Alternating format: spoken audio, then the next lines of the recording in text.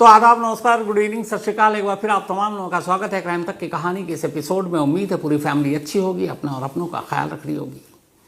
एक तरफ 54 साल लंबी और पुरानी सरकार, और इन 54 सालों में 2 डिक्टेटर, 2 तानाशाह, एक बाप और एक बेटा।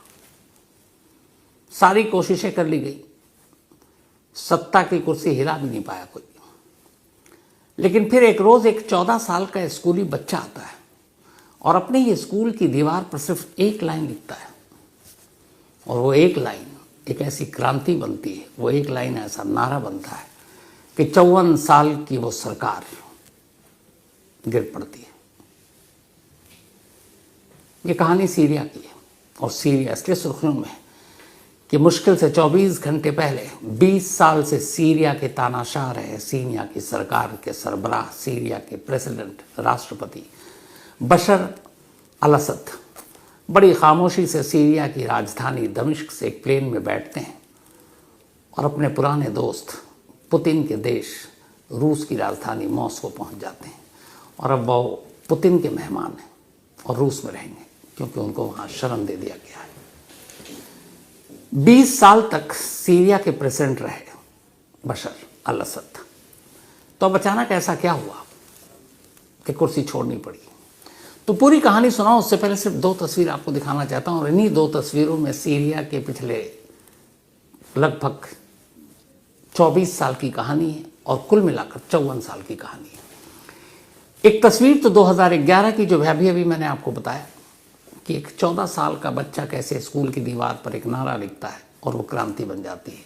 ये वो तस्वीर है, और ये उसी के हैंडराइटिंग में, वो उसी के हाथ से लिखा हुआ। ये अरबी में एक लाइन है, और अरबी में इस लाइन का मतलब है इट्स योर टर्न डॉक्टर, अगर इंग्लिश में कहूँ, और हिंदी में कहूँ तब तुम्हारी बारी है डॉक्टर। बशर अल-असद आई स्पेशलिस्ट थे, आंखों की पढ़ाई की थी डॉक्टर की लंदन से, तो इसलिए उनके करीबी, उनके जानने वाले उन्हें डॉक्टर भी बुलाते थे। और ये उसी बशर अल-असद की विदाई के लिए 14 साल के एक बच्चे ने स्कूल की दीवार पर यह नारा लिखा था। 2011 की ये तस्वीर है। 26 फरवरी 2011 की तारीख थी वो जब ये नारा लिखा गया। कैसे इस 14 साल के बच्चे ने एक पूरी क्रांति ला दी, ये आगे बताऊंगा। उससे पहले एक दूसरी तस्वीर। ये तस्वीर है 2015 की, तारीख थी 2 सितंबर। समंदर के किनारे एक बच्चा और उसकी लाश। मुझे लगता है कि इस पूरी दुनिया की जो आबादी है लगभग 8 अरब, 8 अरब में से जिसने भी ये तस्वीर देखी उसका कलेजा फट गया होगा। ये तस्वीर ही ऐसी है। इस तस्वीर की शॉर्ट में कहानी यह है कि बशर अल-असद की सरकार के जुल्म सितम से तंग आकर लाखों लोग सीरिया छोड़कर भागने की कोशिश कर रहे थे कि किसी तरह बच जाए, किसी तरह जिंदा रहे। और तब बशर अल-असद ने सीरिया के बॉर्डर पे एक तरह से निगहबानी बढ़ा दी, सरहदें बंद कर दी और कहा कोई नहीं भागेगा। उसी में एक परिवार था, इस बच्चे का माँ बाप। उन्होंने कहा कि नहीं, यहाँ जिंदा नहीं रह पाएंगे, भाग लेते हैं। कोई जरिया नहीं मिला तो वो समंदर पहुंच गया। अब समंदर की उफनती लहरें और एक छोटा सा नाव, कहाँ समंदर के उस थपेड़ों का मुकाबला कर पाती है नाव। देश छोड़कर जान बचाने के लिए भाग रहे थे, लेकिन उन्हीं समंदर की लहरों ने उस छोटे नाव की वजह से इन्हें वापस साहिल पर धकेल दिया। और इस बच्चे की तस्वीर किसी एक ने अपने कैमरे में कैद कर ली, और ये तस्वीर पूरी दुनिया में लोगों ने देखा। और इस तस्वीर को देखने के बाद पहली बार लोग सीरिया के बारे में बातें करने लगे थे। ये 2 तस्वीरें, अब पूरी कहानी। सीरिया कभी बहुत ही खूबसूरत देश हुआ करता था।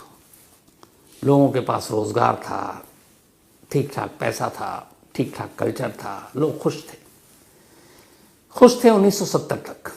फिर 1970 का दौर आता है। तब सीरियाई जो मिलिट्री है, वहाँ की हुकूमत, जब वो सीरिया की सरकार थी, तब उस सरकार में वहाँ के एक एयरफोर्स के चीफ थे, और उस जो एयरफोर्स के चीफ थे उनकी सीरिया की सेना में, आर्मी में बड़ी ख़ास पकड़ थी, और उनका नाम था हाफिज अल-असद। तो एयरफोर्स के चीफ सीरिया के। लेकिन 13 नवंबर 1976 को हाफिज अल-असद बगावत करते हैं और सीरिया की सरकार को गिरा देते हैं, एक तरह से तख्ता पलट, और अपने आप को सीरिया का नया प्रेसिडेंट डिक्लेयर कर देते हैं। और उसी दिन सीरिया में एक नए डिक्टेटरशिप का आगाज़ होता है। अब हाफिज अल-असद सीरिया के नए प्रेसिडेंट, नए रूलर, एक डिक्टेटर। मिडिल ईस्ट के ऐसे बहुत सारे देश थे जहाँ पे बहुत सारे डिक्टेटर थे, तो एक और देश सही। लेकिन लोगों को उम्मीद नहीं थी कि हाफिज अल असद लंबे वक्त तक यहाँ हुकूमत कर पाएंगे। उसकी वजह ये थी सीरिया की आबादी। सीरिया जिसकी कुल आबादी ही 2 करोड़ है, 2 करोड़ से भी थोड़ा सा कम, उसमें 74% आबादी की जो हिस्सेदारी है वो सुन्नियों की है, सुन्नी मुस्लिम की, और सिर्फ 16% वहाँ पर शिया है। मतलब 70%, 74% सुन्नी और 16% शिया। अब जो हाफिज अल असद थे ये शिया थे, यानी ये वहाँ के पॉपुलेशन के 16% को रिप्रेजेंट कर रहे थे, उनकी नुमाइंदगी कर रहे थे, जबकि मेजोरिटी 74% सुन्नी। तो लगा कि इसे सुन्नी बर्दाश्त तो करेंगे नहीं, और इस बात का एहसास हाफिज को भी था। लेकिन वो एयरफोर्स के चीफ, आर्मी में पकड़, तो उन्होंने सबसे पहला काम ये किया कि 1970 13 नवंबर 1970 को जब उन्होंने बगावत की, तख्ता पलट किया, अपने आप को प्रेसिडेंट बनाया, तो सबसे पहले उन्होंने सुन्नियों पर लगाम कसना शुरू किया और अपनी फोर्स की एक बड़ी ताकत का इस्तेमाल ये किया कि उन लोगों के ऊपर जगह जगह छोटी छोटी जगहों पर अपने जासूस और वो सारे भेजे कि कहीं कोई सुगबगाहट हो, उनकी सरकार के खिलाफ कोई विरोध हो तो उन्हें खबर मिले और उसे कुचल दिया जाए। तो अपनी पूरी ताकत एक तरह से उन्होंने इस विरोध को दबाने में लगा दिया। तो धीरे धीरे वक्त बीता, लोग उस वक्त खुश थे, पैसे थे, रोज़गार था, तो किसी को ज़्यादा दिक्कत नहीं आई। दिक्कत तब आती है जब पैसे ना हो, रोज़गार ना हो, भूखमरी की नौबत आए। तो किसी तरह से 70 से ये सारा सिलसिला चलता रहा। जब धीरे धीरे हाफिज असद को यकीन हो गया कि ये सब लोग कुछ कहेंगे नहीं, तो फिर उन्होंने अपनी मनमानी भी शुरू की। तमाम पॉलिसीज़ लाए वहाँ की सरकारी नौकरियों में, आर्मी में, एयरफोर्स में शियाओं को, और जो उनके ख़ास तौर पर वो थे, उनकी भर्ती करनी शुरू कर दी। धीरे धीरे ये बात सुन्नियों को बड़ी नागवार गुजरी। उन्हें लगा कि भाई हमारी पॉपुलेशन ज़्यादा है, लेकिन सारे इम्पोर्टेंट पोस्ट पर शियाओं को बिठा दिया गया। लेकिन फिर भी सब चलता रहा, क्योंकि शिकंजा ऐसा कसा हुआ था कि कोई विरोध कर ही नहीं सकता था। करते करते 30 साल गुजर गए। 30 साल तक हाफिज अल असद ने सीरिया पर हुकूमत की। अब आ गया साल 2000, 30 साल बीत गए। हाफिज अल असद की भी अब उम्र हो गई, बूढ़े हो गए, बुजुर्ग हो गए। ये सत्ता, ताकत, कुर्सी, ये सब चीज़ें अपनी जगह है। उम्र और मौत तो इन चीज़ों से कभी प्रभावित होती नहीं है। तो आखिरकार सन 2000 में सीरिया के प्रेसिडेंट, रूलर, डिक्टेटर हाफिज अल असद की मौत हो जाती है। इधर मौत हुई, उधर उनका वारिस तैयार था, उनका बेटा, और नाम आप जानते हैं, बशर अल असद, जो सीरिया के प्रेसिडेंट पिछले 20 साल से, बल्कि 24 साल हो गए। तो 2000 में मौत हुई हाफिज असद की, और 2000 में ही सीरिया की हुकूमत संभाली उनके बेटे बशर अल असद ने। जो बात की पॉलिसी थी उसी को फॉलो किया। पिता से सीखा कि कैसे मेजॉरिटी को कंट्रोल में रखना है, कैसे बगावत को कुचलना है, और ये सब कुछ वही करते रहे। धीरे धीरे धीरे लगभग सब कुछ ठीक चल रहा था अगले 8 साल तक। 2008 आ गए। इस बीच में 2006 से ही एक चीज़ शुरू हो गई थी। पहली बार सीरिया में बारिश नहीं हुई। 2006 से 2010 तक लगातार 4 साल, और उन 4 सालों में सूखा पड़ गया। खेती बाड़ी बाकी सारी चीज़ें ऐसी रह गई। तो अब लोगों को भुखमरी की नौबत, रोज़गार थी नहीं, आर्थिक हालत ख़राब थी। अच्छे अच्छे पोस्ट पर खुद असद परिवार के लोग वही सब तैनात थे। तब लोगों के अंदर एक गुस्सा आना शुरू हुआ। उन्हें लगा कि अगर हमारे यहाँ भी एक अच्छी सरकार होती जो जनता की सुध लेती, तो शायद इस बुरे वक्त में जब सूखा पड़ा हुआ है, बारिश हुई नहीं है, तो क्या पता हमारी ज़िंदगी बेहतर होती। तब उन्हें पहली बार एहसास हुआ। मतलब 30 साल उधर और 6 साल इधर, 36 साल के बाद उन्हें लगा था कि नहीं, ये डिक्टेटरशिप सही नहीं है। तब लोगों के अंदर एक गुस्सा फूटने लगा। लेकिन ये गुस्सा लावा बनता उससे पहले एक और चीज़ हो गई। हुआ ये कि 2010 के आसपास अरब के कई देशों में बगावत शुरू हो गई, जिसको अरब स्प्रिंग भी हम कहते हैं। उसमें कई देश ऐसे थे जहाँ 15, 20, 30 साल से डिक्टेटर बने हुए थे। ट्यूनीशिया, लीबिया, इजिप्ट, ये सारे ऐसे कुछ देश हैं जिनके यहाँ डिक्टेटर थे। तो वहाँ पे ये हो गया कि भैया तानाशाही नहीं चलेगी, डेमोक्रेसी लाओ। आपने वो सारी तस्वीरें सारे अखबार में वो खबरें देखी होंगी। तो ये भी सारी चीज़ें चल रही थी। तो उसी दौरान में अब वहाँ पे लोग सड़कों पे उतर आए। कर्नल गद्दाफी मारे गए जनता के हाथों। जो इजिप्ट के, उनको जान बचाकर भागना पड़ा हुस्नी मुबारक। ट्यूनीशिया में बेन अली करके एक डिक्टेटर जो 30 साल से था, उसको देश छोड़कर भागना पड़ा। तो ट्यूनीशिया हो, इजिप्ट हो या फिर लीबिया हो, इन सब जगहों पर तख्ता पलट शुरू हो गया और लोग तानाशाहों के खिलाफ मैदान में सड़कों पर थे। जब ये हो रहा था तब पहली बार बशर अल असद को ये डर लगा कि हमारे आस पड़ोस के देशों में, अरब देशों में तो लोग तानाशाही के खिलाफ हैं, कल को सीरिया में भी कर सकते हैं। वक्त रहते अब असद ने अपने ख़ास लोगों को बुलाया और कहा कि भैया पूरे सीरिया में तो सिक्योरिटी टाइट करो, मुखबिरों के जाल को और बिछाओ, कोई भी अगर हमारी सरकार के खिलाफ विरोध करे उसे कुचल दो। हालांकि अब तक शांतिपूर्ण ढंग से ही सब कुछ चल रहा था, लोगों में गुस्सा था लेकिन हिंसा नहीं थी। लेकिन अब ये बात कह दी। 2010 का साल गुजर गया। 2010 का साल गुजरा, अब भी बशर अल असद की सरकार को कोई ख़तरा नहीं, 10 साल हो चुके थे। लेकिन फिर तभी एक तारीख आती है और ये तारीख थी 26 फरवरी 2011। नॉर्थ ईस्ट सीरिया का एक इलाका है, वहाँ पे एक छोटा सा शहर है जिसका नाम है दारा। इसी दारा में एक स्कूल, और इसी स्कूल में एक बच्चा जिसका नाम है मुआविया सियास ने, 14 साल का मुआविया सियास ने स्कूल में पढ़ रहा था। हर एक पेरेंट्स की तरह मुआविया के भी माँ बाप इस बात से डरते थे कि कोई बशर अल असद सरकार के खिलाफ ना बोले, क्योंकि उनके जासूस घूम रहे हैं। लेकिन 14 साल का ये बच्चा उस वक्त थोड़ी सी सोशल मीडिया और इन सब चीज़ों ने तो दस्तक देनी शुरू ही कर दी थी, न्यूज़ भी आता ही था। तो ये खबर आ रही थी कि सीरिया के आसपास के देशों में तानाशाहों का क्या हाल हो रहा है। ट्यूनीशिया, इजिप्ट, लीबिया, इन सब जगहों पे खबर आ रही थी। तो लोग वाकिफ थे और इसी से बशर भी डरे हुए थे। 26 फरवरी 2011 को दारा शहर के अपने स्कूल से जैसे ही बाहर निकलता है मुआविया सियासे, उसके साथ उसके 12-14 दोस्त और थे। वो पता नहीं उसके मन में क्या सोचता है, वो एक चौक लेता है या जो भी, और स्कूल की दीवार पर सिर्फ एक लाइन लिखता और चला जाता है। अरबी में ये लाइन थी जिसका मतलब शुरू में आपको बताया, वो लाइन ये थी, उसका मतलब ये था इंग्लिश में कि इट्स योर टर्न डॉक्टर, यानी कि अब तुम्हारी बारी है डॉक्टर। और ये लिखकर लाइन चला गया।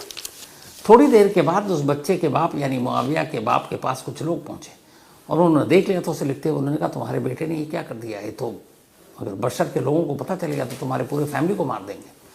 क्योंकि उस लाइन में बगावत थी। बगावत इसलिए थी कि बशर अल असद चूँकि इंग्लैंड में जाकर आई स्पेशलिस्ट की डॉक्टरी की थी, तो सबको पता था वहाँ निक नेम डॉक्टर है बशर का। अब इस लाइन में ये क्या, इट्स योर टर्न, अगली बारी तुम्हारी है डॉक्टर।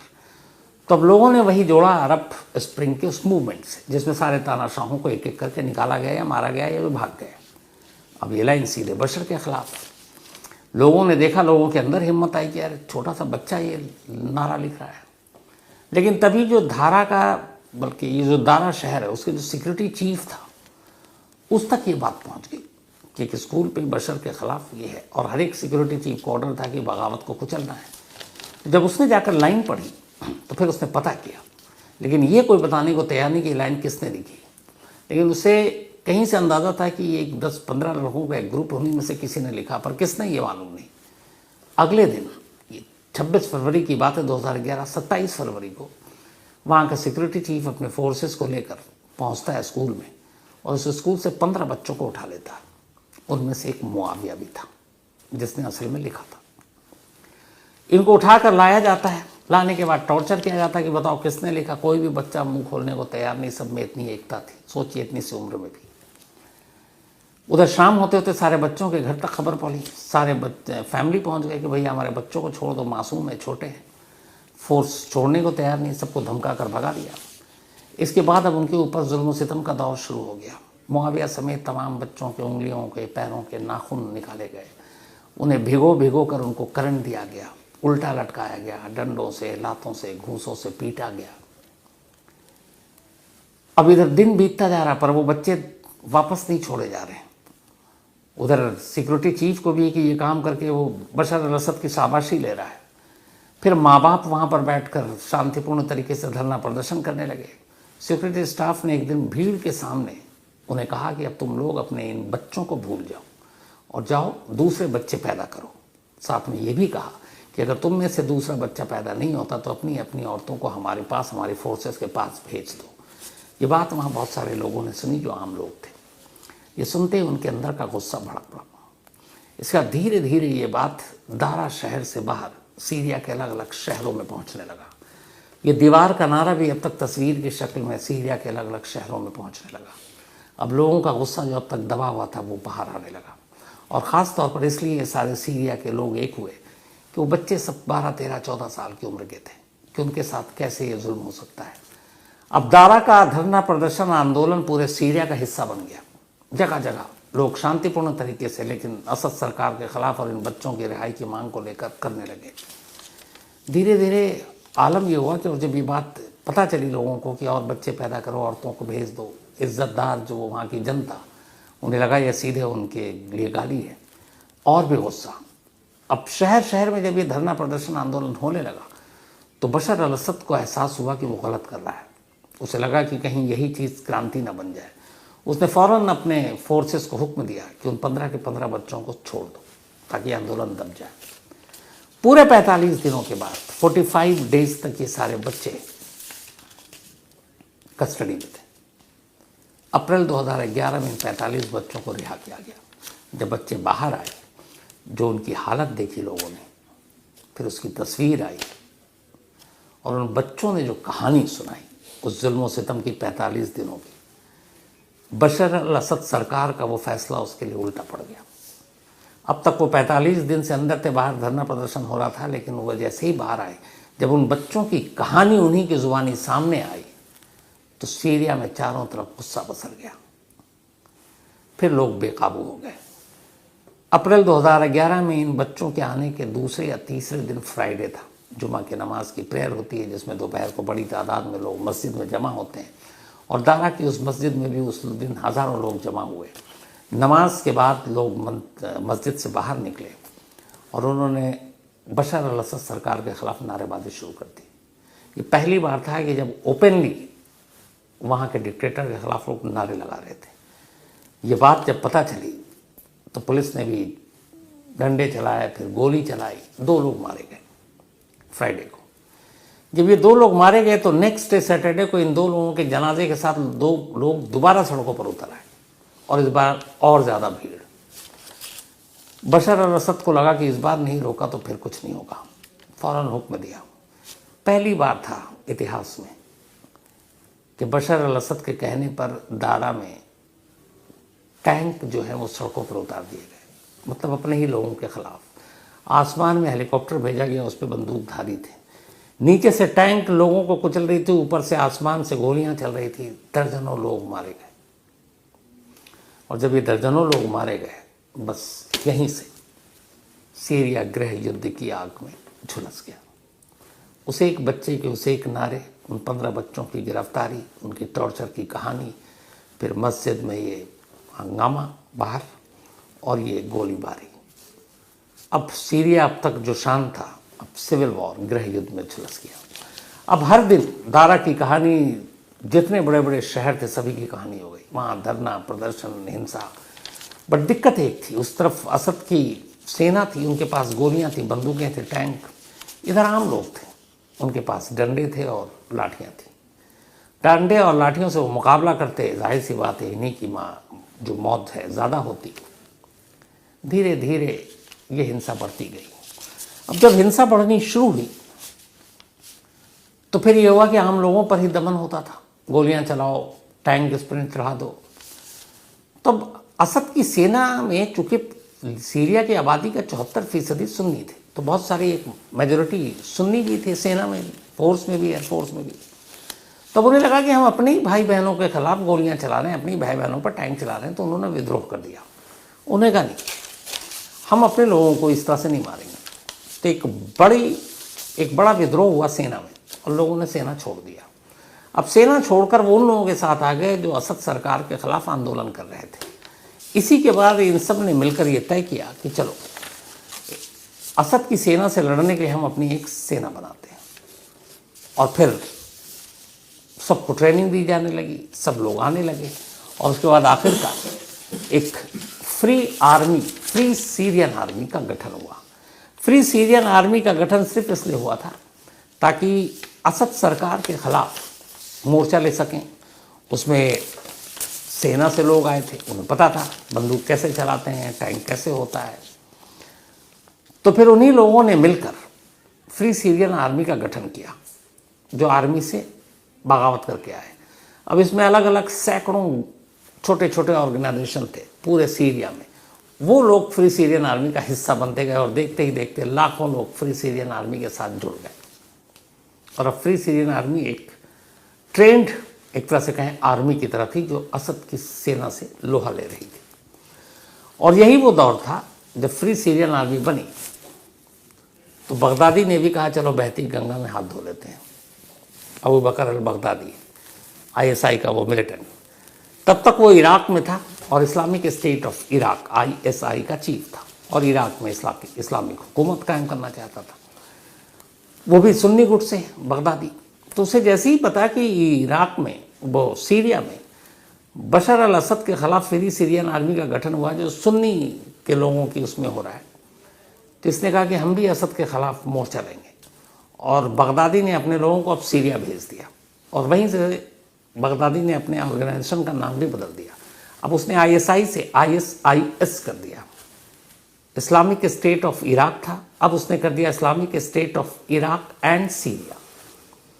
तो वहाँ पहुँचा, अब वो भी कूद गया। उधर उसी सीरिया में नॉर्थ ईस्ट रीजन में एक और कास्ट के लोग रहते थे जो कुर्द कहलाते हैं। कुर्द भी वहाँ माइनॉरिटी में थे लेकिन काफ़ी ताकतवर थे, पर उनका अपना इलाका, कुछ हिस्सा उनका तुर्की में भी मिलता था, टर्की में। तो कुर्द शुरू से ये चाहते थे कि उनका एक अलग देश हो, कुर्दिस्तान।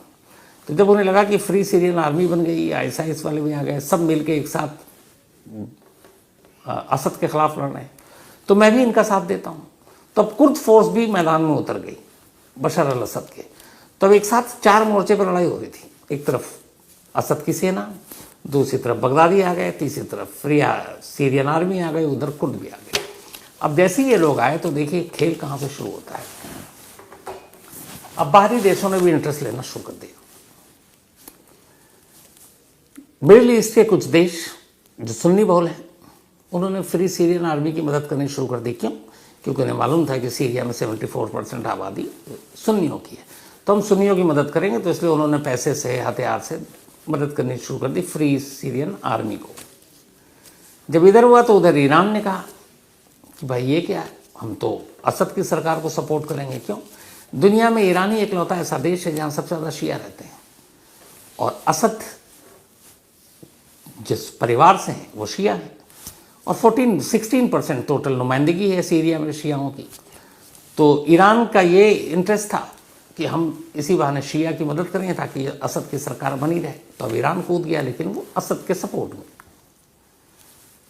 कुछ और भी देश मिडिल ईस्ट के इसी तरीके से घुसते आ गए। उधर रूस को चाहिए था एक दोस्त जो उस रीजन में उसके किसी काम आ सके फ्यूचर में। तो उसे लगा कि असद सही है, पुतिन साहब को लगा, तो उन्होंने बशर असद से दोस्ती कर ली। अब ये हुआ कि तुम चिंता न करो, हम तुम्हारे सपोर्ट में हैं। तो अब आपको तो पता है जहाँ रूस एंट्री मारता है वहाँ अमेरिका ज़रूर आएगा, क्योंकि दोनों में लगती है। तो अमेरिका ने देखा कि रूस जो है, पुतिन, ये तो असद के सपोर्ट में उतर गया, तो उसके पास सीधा ऑप्शन है। अगर रूस आता और असद के अगेंस्ट आता तो अमेरिका असद का सपोर्ट करता, लेकिन यहाँ रूस आया सपोर्ट में, तो अमेरिका के पास एक ही चॉइस था, अगेंस्ट में जाना। उसने कहा हम फ्री सीरियन आर्मी को मदद करेंगे। और यही वो दौर था जब अमेरिका ने जाने अनजाने उस बगदादी की मदद की, जिस बगदादी को बाद में अपना नंबर 1 दुश्मन मानता था और जिसे बाद में अमेरिका को मारना पड़ा। लेकिन यही वो दौर था जब फ्री सीरियन आर्मी की मदद करने के चक्कर में अमेरिका ने फ्री सीरियन आर्मी के साथ साथ बगदादी के आतंकवादियों को भी ट्रेनिंग दे दी, हथियार भी दे दिए कि लड़ो असद से। और बाद में वही हथियार, वही ट्रेनिंग पाए वो लोग अमेरिका के लिए सरदर्द बन गए थे। तो उधर वो भी आ गया। अब ये सब कुछ चलता रहा, लेकिन असद की सरकार फिर भी जमी रही, क्योंकि रूस, पुतिन सुपर पावर पीछे। तो अब सवाल ये कि अचानक अभी कल क्यों भागना पड़ा असद को सीरिया छोड़कर, जबकि ईरान जैसा दोस्त है, रूस जैसा दोस्त साथ में है, और अमेरिका का उतना अब इंटरेस्ट नहीं है। बगदादी ख़त्म हो गया, उसका तो अमेरिका ने सीरिया वीरिया को छोड़ ही दिया। एक दो बार जब केमिकल वेपन का इस्तेमाल किया था सीरिया ने, तब अमेरिका ने ज़रूर दखल दिया था, आगे कुछ सीरिया के बेस पे अटैक भी किया था, हवाई हमला। लेकिन बगदादी के खात्मे के बाद अमेरिका का सीरिया से कोई इंटरेस्ट रहा नहीं, और रूस का भी इधर कम हो गया था, अब उसकी वजह है। और लेकिन एंड टाइम पे ये क्यों हुआ कि बशर अल असद का 24 साल पुराना तख्ता पलट दिया गया। तो कहानी ये हुई कि इधर पिछले 6-8 महीने से, बल्कि 1 साल से तो रूस का दो तीन चीज़ें नहीं हो गई दुनिया में। पहली, रूस और यूक्रेन के बीच में जंग छिड़ गई, जिसको लगभग 2 साल से ज़्यादा हो गए। रूस का पूरा फोकस हो गया अब यूक्रेन पर, उसके लिए जंग इज्जत की बात हो गई कि जीतना ही है। जिस जंग को लोग कह रहे थे 3 दिन में रूस जीत सकता, आज इतने लंबे तक खींच दिया यूक्रेन ने, तो उधर उलझा हुआ है। इधर हिजबुल्लाह के चक्कर में ईरान फंस गया लेबनान के साथ, जो आप देख ही रहे लगातार, पेजर बम और ये वो, फिर उन सबका मारा जाना। तो अब ईरान और इजराइल में इधर ठनी हुई है, दोनों एक दूसरे पे कभी भी दहाड़ है, हमला भी कर रहे हैं। तो अब ईरान का सारा अभी इस वक्त फोकस है इजराइल, रूस का सारा फोकस है इस वक्त यूक्रेन। अब ये दो सबसे बड़े मददगार असद के, अब असद उनसे कह रहा भाई हमारे यहाँ जो चल रहा है आप, क्योंकि मदद तो वही करते हैं और उनके नाम पे बाकी लोग थोड़ा भागते हैं। अब पुतिन साहब ने सीधे सीधी कह दिया असद को कि देखो इस वक्त हमारा जंग पे फोकस है और हम तुम्हारी मदद नहीं कर पाएंगे। उधर ईरान ने कहा हम तो खुद ही फंसे हुए हैं यार इजराइल के साथ, जब तक कुछ भी हो सकता है, तो भी हमारा कुछ नहीं कर पाएंगे, तुम्हारा तुम अपने आप जो करना कर लो। अब जब दो लोगों ने हाथ खींच लिया, खबरें, सोशल मीडिया सब आती हैं, इंटरनेशनल मीडिया, रिलेशनशिप, तो ये बात विद्रोहियों को भी पता चली। पिछले 11 दिनों से यही चीज़ समझ कर कि अभी रूस और ईरान दोनों अपने में उलझे हुए हैं, अपने अपने मसलों में, उन्होंने अपने आंदोलन को तेज़ कर दिया। और जब तेज़ किया तो फिर इधर असद बशर को ये भी एहसास हो गया कि अब मदद तो कोई करेगा नहीं, हम टिक कैसे पाएंगे। बहुत सारे सैनिक छोड़ के भाग गए, चेक पोस्ट छोड़ के भाग गए, चौकियाँ छोड़कर भाग गए। और इधर ये तमाम लोग जो असद के दुश्मन, उन्होंने धीरे धीरे करके तमाम शहरों पर कब्जा करना शुरू कर दिया। और आखिर में जब वो सीरिया की राजधानी दमिश्क में पहुंच गए तो फिर ये हो गया कि खेल खत्म। और इसी के बाद अपनी जान बचाने के लिए असद को कल शाम बड़ी खामोशी से दमिश्क से एक प्लेन में बैठना पड़ा। और वो प्लेन उड़ा, पहले तो यह आया कि वो ATC के राडार से उसका संपर्क टूट गया है, तो लोगों को लगा कि शायद क्रैश कर गया हो, एक्सीडेंट हो गया हो, लेकिन ऐसा नहीं था। बाद में वो प्लेन राडार पे भी आया और ATC के नज़र में भी और कंट्रोल में भी, और जाकर लैंड करता है रूस में, दोस्त पुतिन के देश में। वहाँ उतरते हैं, बाद में रूस एक बयान जारी करता है और वो कहता है कि हमने असाइलम दे दिया है, हमने शरण दे दिया है, और अब जो बशर अल असद है वो हमारे मेहमान हैं। हालांकि उनके पास और भी ऑप्शन था, वो ईरान में भी रह सकते हैं, वो UAE में भी रह सकते हैं, क्योंकि इनके साथ अच्छे रिश्ते हैं। लेकिन फिलहाल रूस ने अपनी दोस्ती दिखाई। अब उधर जो बाकी गुट है, जो 74 सालों से इस असद परिवार के खात्मे के लिए लड़ाई लड़ रहे थे, वो क्या करेंगे, उनका क्या होगा आगे, सीरिया की किस्मत क्या होगी, सीरिया की तस्वीर क्या होगी, सीरिया का रुख क्या होगा, कुछ दिनों बाद पता चलेगा। लेकिन 2011 में जब उस बच्चे ने दीवार पे नारा लिखा था, उसके बाद 2024 तक 5 लाख लोग इस सिविल वॉर में सीरिया के अंदर मारे गए। करीब 3 लाख से ज़्यादा लोगों को सीरिया छोड़ना पड़ा, दरबदर हुए, लाखों लोग घायल हुए, हज़ारों अपंग हुए, शहर के शहर खंडर बन गए, कंकाल बन गए। और ये वो देश बन गया जिसको अगर आप खंडरों का देश कहें तो कोई गलत नहीं होगा। पता नहीं ये कैसा लालच और कैसी जंग और कैसी ताकत की लड़ाई होती है, जिसमें जिसके ऊपर हुकूमत करनी है उसी को मार डाल दिया जाता है। जिस शहर पर या जिस देश पर हुकूमत करनी होती है उसे ही खंडर बना दिया जाता है। कैसी लालच होती है, सोचिए, और कैसी ताकत और सत्ता का नशा होता है। उम्मीद यही है कि सीरिया में जो कुछ हुआ इसके बाद वहाँ एक अच्छी सरकार आए, डेमोक्रेसी आए, लोगों की हक की बातों को मानी जाए, लोग खुश हों, रोज़गार हो, खुशहाल हो। और वायलेंस से कम निजात पाएँ। तो इसमें बाकी जो भी अपडेट होगा आप ज़रूर पहुंचाएंगे।